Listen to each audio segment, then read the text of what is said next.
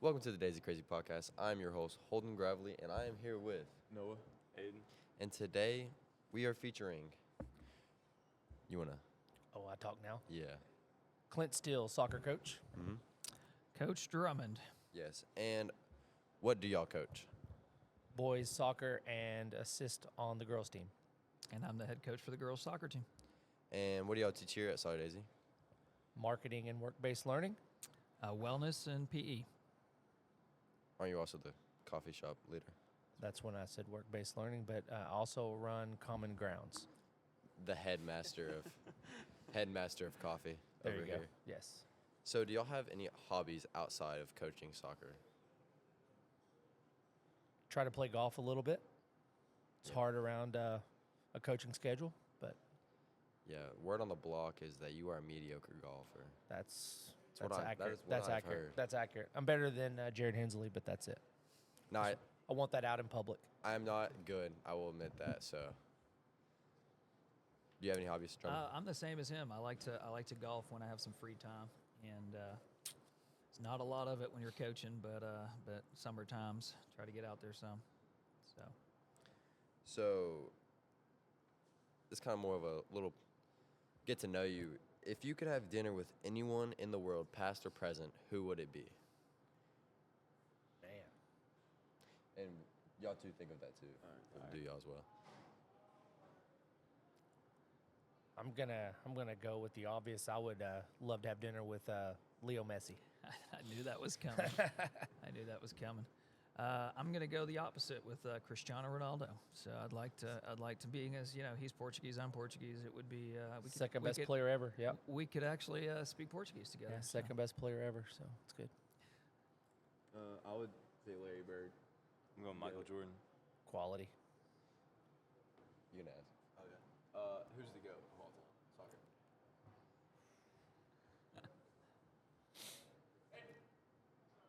I would probably say Messi. Yeah. Personally, that's who I would pick. Yeah, I would agree. I mean, like Pele's like the original, but when Pele played, it was such a different game. And so, yeah, I would say in today's modern world with technology, it's got to be Messi.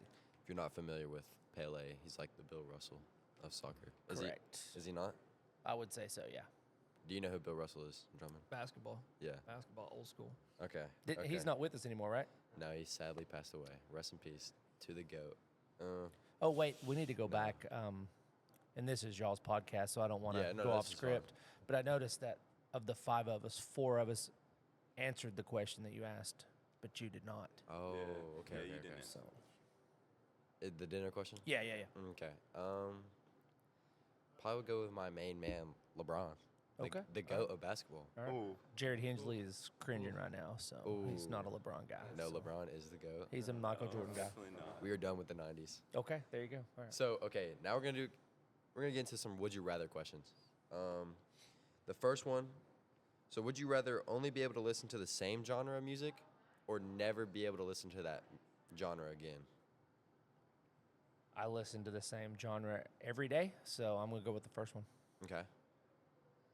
Yeah, I'd have to agree. I'd want to listen to the genre that I get to choose, even if that's all I could listen to. I could deal with What that. genre would it be? I'm an 80s guy. I was more of a 90s type alternative rock. Don't you listen to the 80s? Yeah, like old music. Yeah. Not old, I guess.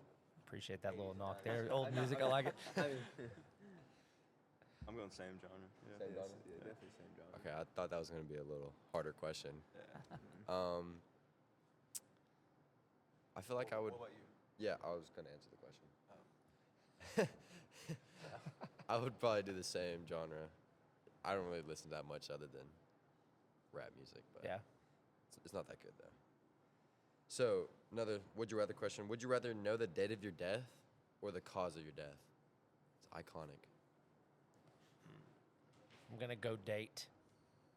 You wanna put a little reasoning behind it? You could really focus on living, which we probably should do anyway. Life lesson right there. I'm going to go the opposite. I'm going to go the cause of death, because then I could try to avoid that cause at all. For example, if I was dying in a plane, I'm not going to fly. So I would try to. Wasn't there a movie made about something like that where the people were trying to avoid their deaths? They knew it was coming. Wasn't there a movie like that? I can't remember what it was called. Anyway, so I would go cause of death. Is that Final Destination? Yeah, Or is, I think so. Or is that something different? I don't know. It might be. It may. I saw something the other day when it was that, and people would roll. They got their how they would die, and so one of them was skydiving. So the guy was avoiding skydiving, and he got hit by a skydiver. Oh. And I was like, oh, that's a clever little twist. Yes. What about y'all? I would probably how I die. So like you said, like so I know like if I was in a plane, I wouldn't go in a plane. So I'm going date because I feel like if I know how I'm gonna die, I'm just gonna stress about it, like the whole time. Well, I feel like either way, you're gonna stress about it. Well, like if you know the date, you don't worry about it Yeah. until that day. like, really Until that day. Yeah, I mean, See? Live your life. I That feel is like trademarked to the Daisy Crazy podcast. live your mark. Every episode now, live your life. I didn't answer. I'll probably go cause a date. Yeah. Okay. If you could have a superpower, what would it be? This is not a would you rather. Not a would you rather. No. Oh, man, I don't know. I can make it a would you rather. Make it easier. I'm going to go with flying. I'd like to be able to fly. That'd be all right. I think teleportation would be mine. You could just get to somewhere when you want to get there and teleport. Bam. So that's mine. Oh yeah, I would say probably teleport. Get quick. that's what I was gonna get there say. quick, yeah. Because like vacations, like I hate traveling in cars. Yeah. Y'all You could could really, just y'all go- could really you could think go for to the- yourself. You could go to the beach for like a day and just come back. Right Like in the afternoon. Right after school, you just go to the Yeah. beach. Just not Florida. Yeah, not Yeah, now. yeah. Hey, thoughts and prayers. Mine. I was gonna say super speed, but then like if you want to get like to the, if you want to get to the little logisments, you probably wouldn't be able to survive if you think about it like that. So I'll probably go with invisibility. That'd be kind of cool. Y'all have We have a y'all fan. a fan. The one. We fan. have one fan. We have one fan. Okay. We so- told her to come up here during the podcast. So let's get into more of like coaching questions. What made y'all want to coach soccer? Well, the way I started was my kids were young, and there's not a lot of youth coaches out there, in every sport. You guys obviously see it in basketball, and so that's kind of how I got started, and then just really, really enjoyed it, and really kind of found that it's something I like to do, and then and then got a phone call to come here and interview, and then started working with with high school students, and really enjoyed coaching the older kids, and just kind of kept going. How long have you been here? Because I know you've been here for. Yeah, so I started coaching in 14. Oh, so you're reaching UNC status, is what I'm hearing. Yeah, you're getting there. There you go. Yeah. Do you even know what that means? No, but just like the 80s music, I'm old. Yeah. What about you, Drummond? So, yeah, I mean, I grew up playing soccer, and it was just such a big part of my life. And then played in college, and just trying to figure out what you wanted to do in life and whatnot. And I knew that I wanted to do something with soccer as well. So it just kind of fit where I wanted to teach PE and coach soccer. So just natural progression of things. It just knowing how much it influenced your life and how you grew up and stuff, and trying to get that passed on to the kids too, and have them enjoy their soccer time. So that's a big part of it. Now, you mentioned that you did play soccer, but did you play soccer when you were a lad? Yes. You did? Okay. Yes, absolutely. Because For this very institution, Really? long time ago. And I've been here since 0102. If you were wondering, that's that's Yeah. ancient dinosaur time for y'all. So yeah, Yeah, I just- 2001 02 was my first year. What's the change look like over the course of those years? Well, I mean, truthfully, a lot of it's just the size of the school. When I was here originally, it was 1,700 plus students, and it's gotten as low as, just Yeah. over 1,000 at one point. So, yeah, just like the hallways in class change when we had 1,700 kids, you can only imagine it was like sardines trying to get to class. And I think they gave them 7 or 8 minutes at that time because there's no way you could get to class in 5. So, anyway, so yeah, population has changed a lot. What does it take to be successful in soccer? I mean, a lot of things. I think for me, most all of your other sports are hand-eye coordination, and soccer, obviously being foot-eye coordination, is just it's not as natural. So the amount of time that you need to spend with the ball, on touch work, on juggling, things of that nature, because you can't just play with your head down looking at your feet the whole time, or else you won't be a great player. So you do have to have that comfortability with the ball to where you can get your head up and just know it's there, kind of, if that makes sense. Yeah, But I think that's what makes soccer such a hard sport to play for a lot of people, because they're used to hand-eye for everything else. Yeah, I mean, like we see it all the time.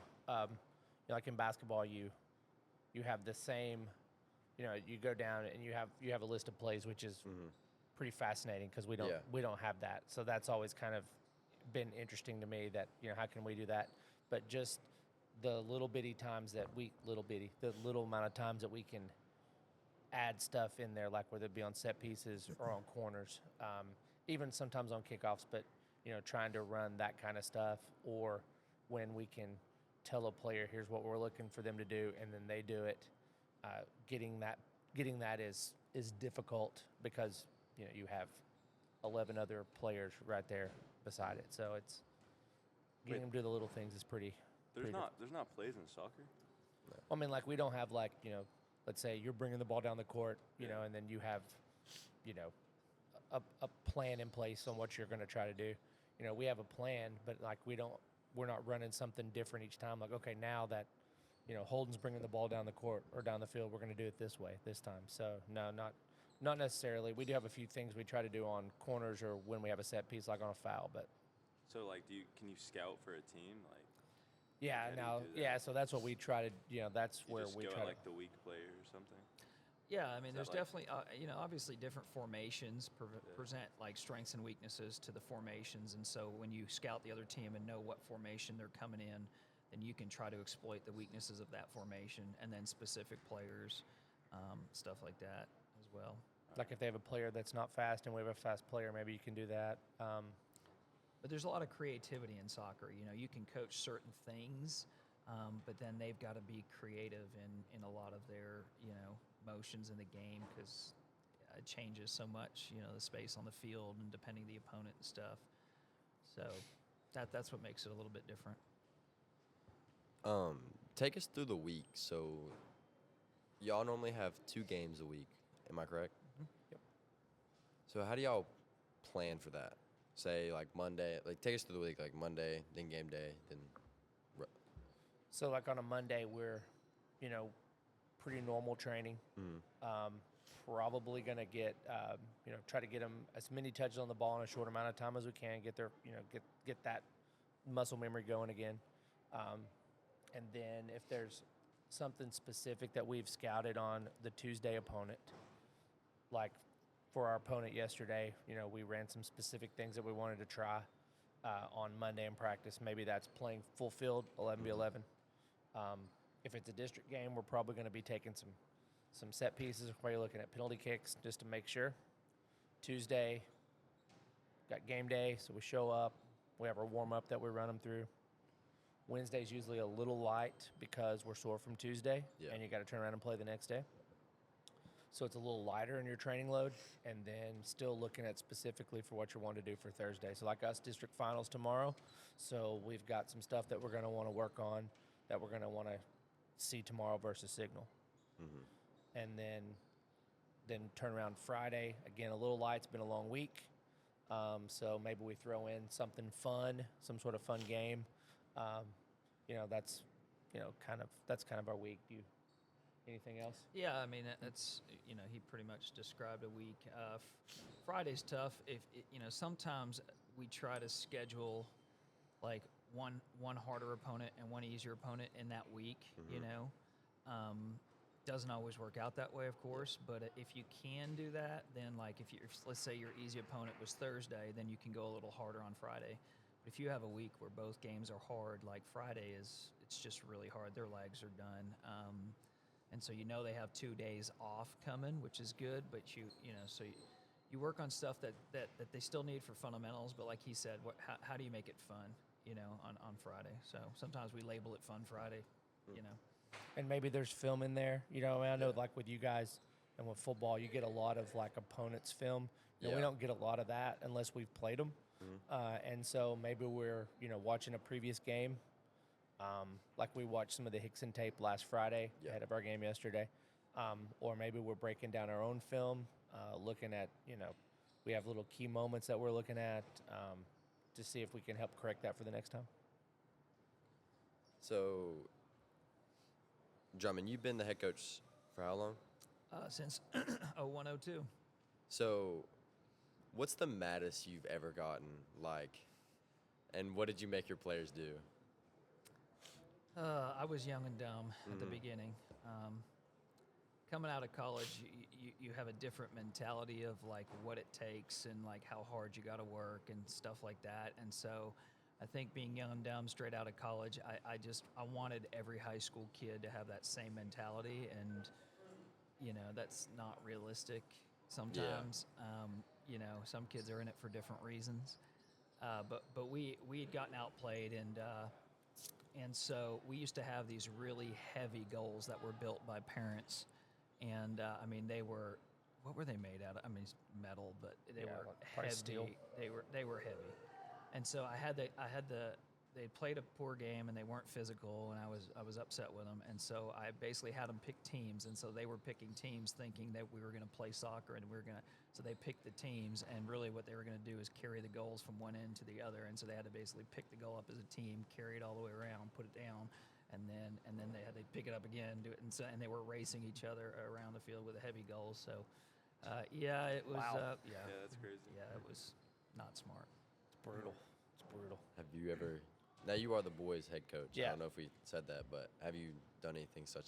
So when I played here back in the 90s, we had we were actually discussing this last night, but one of the things we had was we had a water hose. And so the best way to build teamwork is to all grab a hold of that water hose and go on an extended trek together. And so there's been many times when I've made them, grab the hose. I keep the hose out most of the time and send them on a timed run holding the hose because everybody has to keep that pace. And then if they really did bad, then maybe they have to hold the hose up above their head while they're running too. So, and that helps too because you're getting them fit. Maybe they weren't fit enough. So, it's a double benefit. Builds teamwork and fitness. So, what is the record right now? After yesterday, I think we're 8 wins, 6 losses, 2 ties. Okay. And so, kind of explain how the region tournament would work based off of that. Well, so the top 2 teams in the district. So yesterday we won the district semifinals. So then the top 2 teams advance to the region. Were we top 2? Yeah. So winning yesterday in the district semi puts us in the district final. So we'll travel to Signal tomorrow. Okay. And both teams will advance to the region semifinal with the 2 teams from Knoxville that advance. So y'all already guaranteed. We're guaranteed next Tuesday. Yeah. It's just if you win the district, you get to host on Tuesday, and if you lose, you have to travel. So.